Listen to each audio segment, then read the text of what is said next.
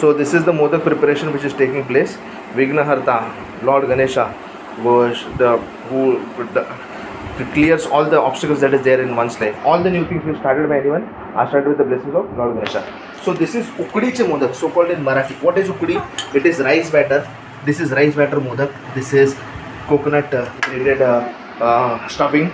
And we will have a couple of words from our beloved family members. My beloved wife Kumara Vasura. She is making the shapes for the modak, and my beloved mother Pramodini Rameshwara. You can, mummy तुम्ही सांगू शकता काय तुमचा बोला मोदक बद्दल. हा मोदक बद्दल सांगते. हा मोदक हा पदार्थ गणपतीला आवडणारा आहे. इथे वर बघू.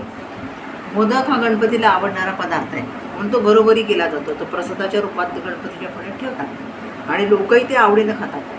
तर तसंच ते मोदकमध्ये सारण जे करतात ते नारळ, ओला नारळ, नंतर ड्रायफ्रूट्स, गूळ, खसखस, तीळ, नंतर वेलची, जायफळ हे सगळं घालून सारण केलं जातं.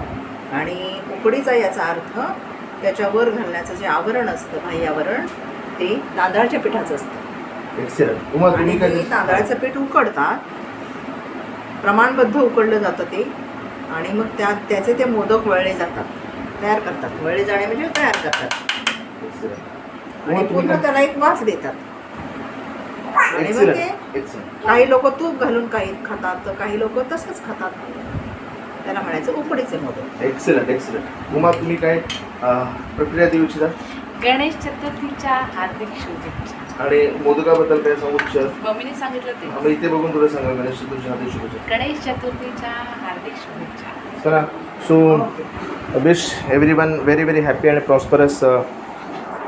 We wish everyone very very happy and prosperous Ganesh Chaturthi. My Ridyam is here. Ridyam.